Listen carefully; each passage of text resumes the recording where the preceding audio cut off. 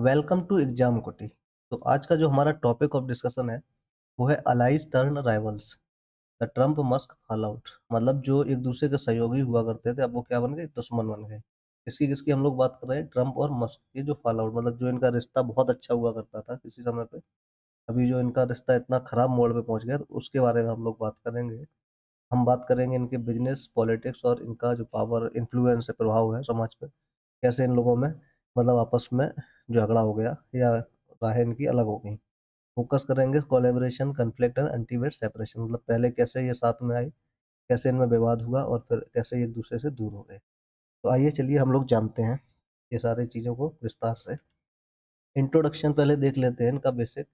जैसे Donald Trump क्या है, 45th president of United states, मतलब अमेरिका के 45वें राष्ट्रपति हैं। इलॉन मस्क जो है वो है tech billionaire, CEO of Tesla, space X and X, जो कि पहले क्या हुआ करता था, ट्विटर।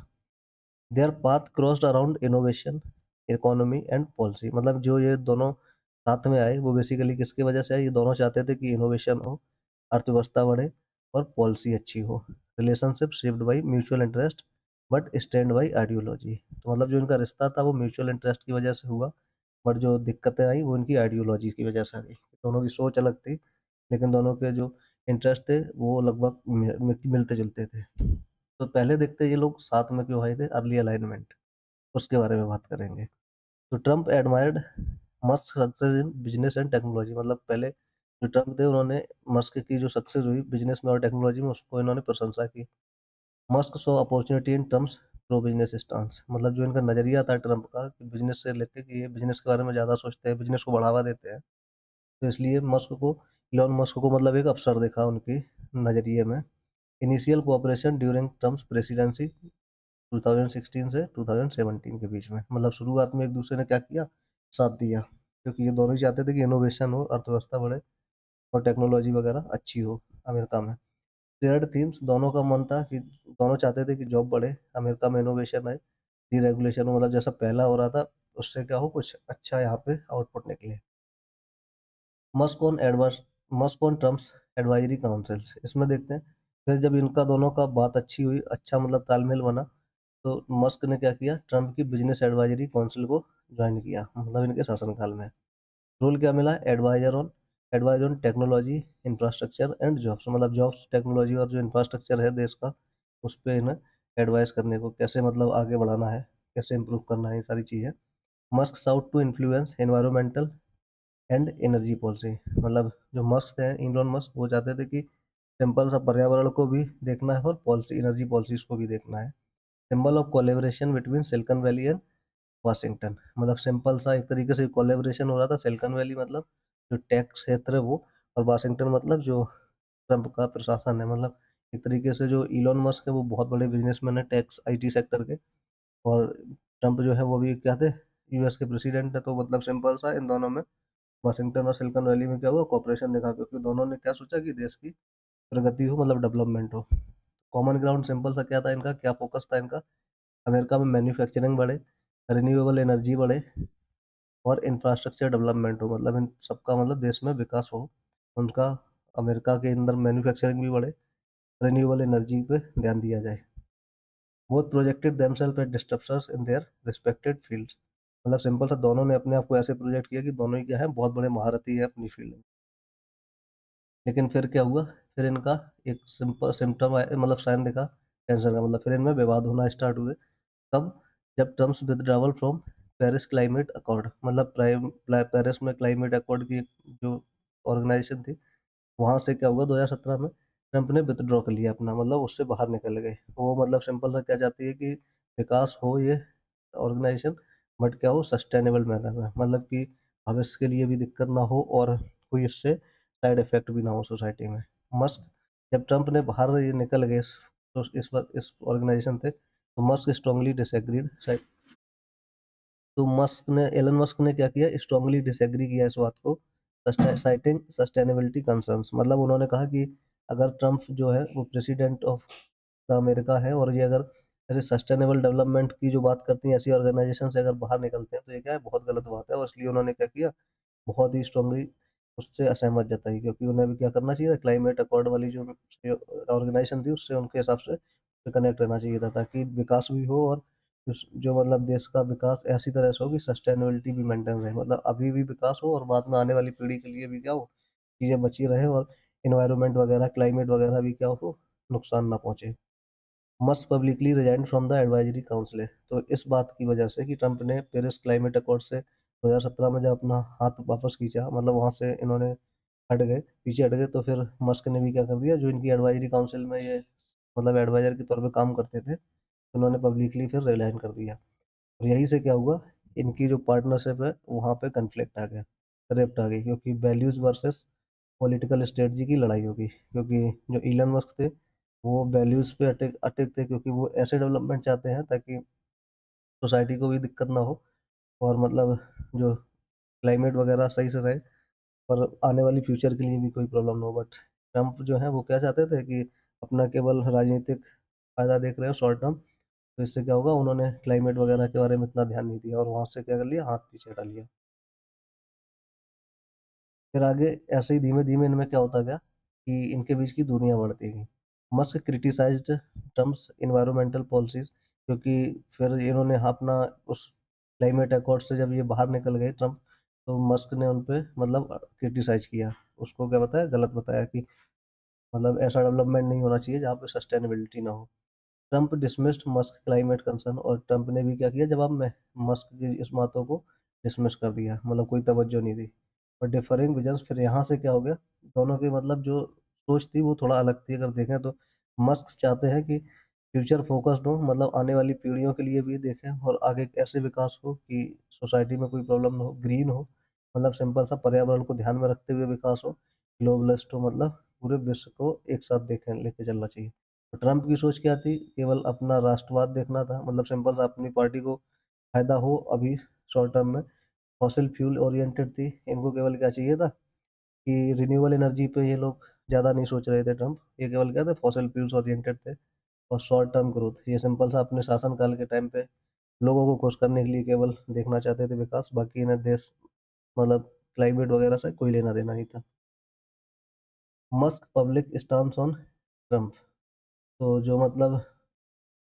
तो फिर जो इलॉन मस्क ने अपना एक खुला हुआ एक अपना निर्णय लिया ट्रम्प के नीतियों पे, उन्होंने क्या किया, Musk distance himself from Trump's policies and rhetoric, मतलब जो ट्रम्प की पॉलिसीज थी उनसे मस्क ने अपने आप को अलग कर लिया। Declared independence from partition politics, मतलब सिंपल ऐसी पॉलिटिक्स जो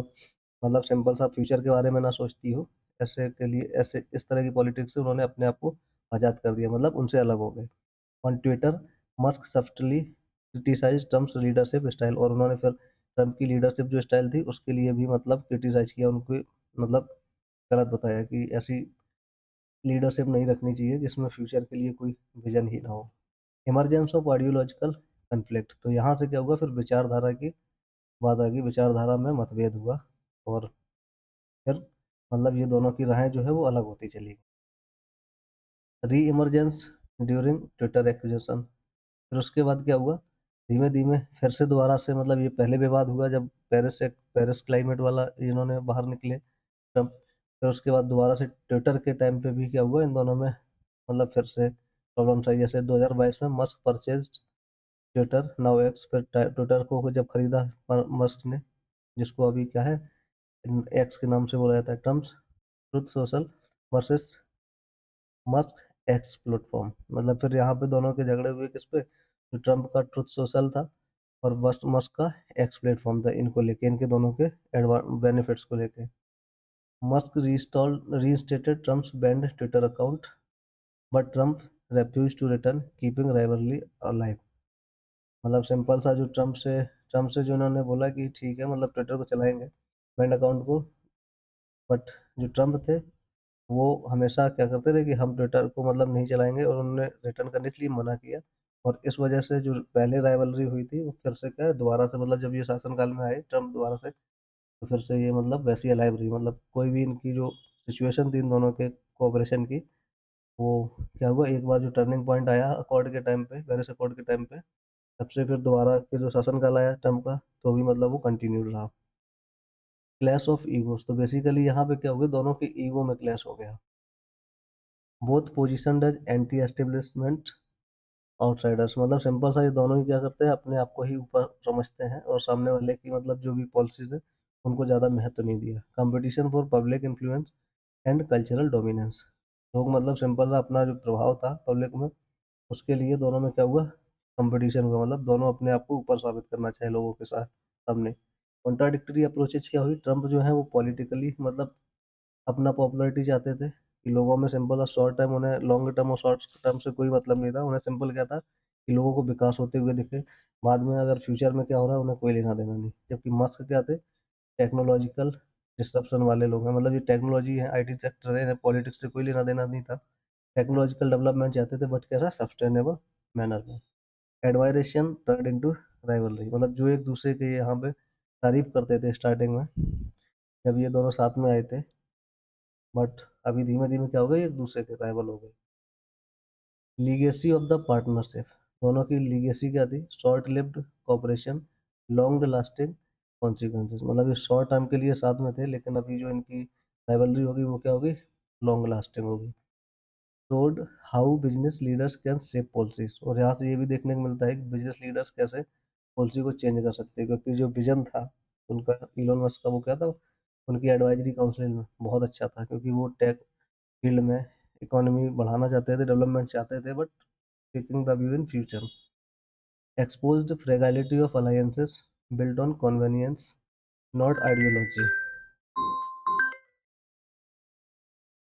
तो यहाँ पे सिंपल सा क्या है कि जो इनका दोनों का कन्वीनियंस अपने मतलब अपनी सुविधा के हिसाब से जो इन्होंने बनाई थी, कि एक बंदा चाहता था कि पॉलिटिकल हमारा जो रुतबा है वो बढ़े, और मतलब टेक्नोलॉजी वगैरह जब डेवलपमेंट उसकी वजह से, और एक इंसान बिजनेस देख रहा था टेक्नोलॉजी के जरिए देश में अपना, दोनों का मतलब अपनी सुविधा के हिसाब से जो एक दूसरे का अलायंस बना था वो एक्सपोज्ड हो गया, क्योंकि इन दोनों की क्या जो आइडियोलॉजी थी वो डिफर कर गई। Set precedent for tech politics relationships in US, यहाँ पे देखने को मिला है कि जो टेक्नोलॉजी वाला इंसान है और पॉलिटिक्स वाला इंसान है, इन दोनों का जो तालमेल है, जो रिश्ता है, वो कभी सही नहीं बैठ सकता है, ऐसा यूएस में देखने को मिला। कंक्लूजन क्या है, the Trump Musk partnership was a mix of synergy and conflict, मतलब इनकी जो पार्टनरशिप थी वो पहले तालमेल, सिनर्जी मतलब होता है बेसिकली तालमेल एक दूसरे का, और फिर बाद में किसमें बदल गया, कन्फ्लिक्ट में। राइज, शुरुआत मतलब जो इनका हुआ, shared interest in innovation and growth, शुरुआत में मतलब ये इनका दोनों का इंटरेस्ट था इनोवेशन एंड ग्रोथ में, जिसकी वजह से ये साथ में गए। फॉल कब हुआ इनके रिलेशनशिप में, डाइवर्जेंट वैल्यू, मतलब इनकी जो सोच थी, वैल्यूज थे, विचार थे, वो अलग थे। क्लाइमेट पॉलिसी को लेके भी अलग थे, और ईगो बैटल्स हो गया, मतलब इन दोनों में क्या है कि एक दूसरे का जो ईगो है मतलब वो दोनों में मतलब क्लैश कर गया। लेसन क्या समझ में आता है यहाँ से, हमें सीख क्या मिलती है कि political business alliances rarely endure without shared vision. यहाँ पे ये समझ में आता है कि एक पॉलिटिकल पर्सन और एक बिजनेसमैन का जो अलायंस है तभी चल सकता है जब इनका जो विजन है वो सेम हो, अदरवाइज अगर दोनों के विजन सेम नहीं होंगे तो वो क्या होगा, वो रिश्ता कन्फ्लिक्ट में बदल जाएगा। और ये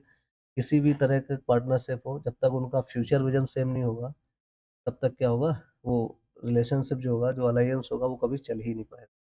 तो यही था हमारा पूरा, यहाँ पे उन दोनों की जो, पहले वो दोनों साथ में किस वजह से आए, फिर दोनों में कन्फ्लिक्ट कैसे हो गया, क्या टर्निंग पॉइंट था कन्फ्लिक्ट का,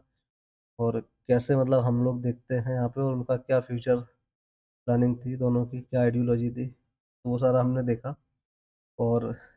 इतना ही था इस वीडियो में, और हम लोग ऐसे ही लाते रहेंगे वीडियोस फॉर्मेटेड, जिससे हमारी नॉलेज बढ़े और हमारे कंपटीशन पर्पज से भी क्या हो, फायदेमंद हो। तो चैनल को लाइक कीजिए, शेयर कीजिए और सब्सक्राइब कीजिए। धन्यवाद।